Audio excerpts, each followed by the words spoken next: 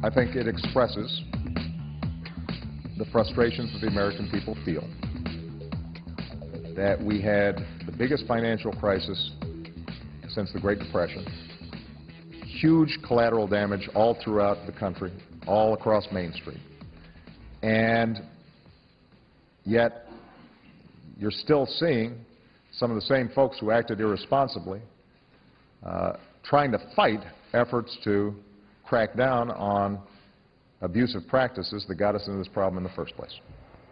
That was President Obama earlier today, commenting on the growing frustration being expressed by the Occupy Wall Street movement protesters. That movement is spreading to cities across the United States and across the border to Canada starting next week. Chris Hedges is a Pulitzer Prize-winning reporter and author and a participant at the Occupy Wall Street rally in New York last week and in Washington today. He joins us from our Washington bureau.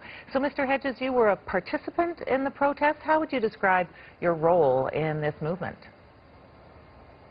I'm not an organizer. I'm speaking tonight at the rally in Washington, and I've given interviews and participated in events in New York. So what exactly is everybody complaining about? And also give me a sense of how much momentum this movement has, because it looks pretty nothing burger so far. Just a few guys, guitars, nobody knows what they want. They can't even name the names of the firms that they're protesting against. Very weak, low budget. I wouldn't agree with that assessment at all. They pulled thousands of people into the street last night, and here in Washington, when everybody marched past Bank of America, they were shouting shame, shame, shame. They know the names of these firms, and they know what these firms have done, not only to the American economy, but to the global economy and the criminal class who runs them. Well, Kevin made this point of, nobody knows what they want. What do you say to that? I mean, we know that this is a very diverse group. There are many different agendas at play. What is the sense you have of what this movement would like to see happen? They know precisely what they want. They want to reverse the corporate coup that's taken place in the United States and render the citizenry impotent. And they won't stop until that happens. And frankly, if we don't break the back of corporations, we're all finished anyway, since they're rapidly trashing the ecosystem on which the human species depends for survival. This is literally a fight for life. It's that grave, it's that serious. Corporations, unfettered capitalism, as Karl Marx understood, is a revolutionary force. It commodifies everything, human beings, the natural world, which it exploits for profit until exhaustion or collapse. And the bottom line is we don't have much time left. We are on the cusp of perhaps another major banking crisis in Europe, defaults in Greece, followed by Spain, Portugal. There's been no restrictions, no regulations of Wall Street. They've looted the U.S. Treasury. They've played all the games that they were playing before. And we're about to pay for it all over again. Listen, don't take this the wrong way, but you sound like a left-wing nut bar. If you want to shut down every corporation and every bank, where are you going to get a job? Where are you going to work? Where's the economy going to go? Corporations don't produce anything. And oh, really? No. Financial corporations on Wall Street... Are you driving a car to the protest? No. They are speculators. I'm talking about the financial institutions like Goldman Sachs. They don't manufacture. They don't make anything. They gamble.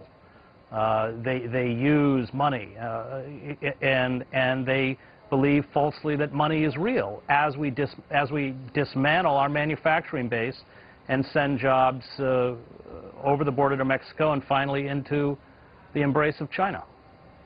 Well, I see that you and Kevin could get into an absolutely huge argument here. I don't usually go on shows where people descend to character assassination. If you want to discuss issues, that's fine, but I mean, this sounds like Fox News, and I don't go on Fox News. I mean, either you discuss the issues, and look, you have had very eloquent writers, people like John Ralston Saul in Canada, who have laid this out with, incredible lucidity. And to somehow attack this critique by calling someone a nutcase engages in the kind of trash talk that's polluted the corporate airways. Excuse me. Let's debate the issues then. You Well, would like to... you were the one who started it. You were not didn't call debating you the a issues. nutcase. I called you a nut You said bar, you sounded all right? like a left-wing nutcase. Yes, bar. Okay, nut that's bar. an insult. And, Hey, are you left-wing and leaning at least? Would you say? No, I would say that... You're a centrist? Can I finish? Please.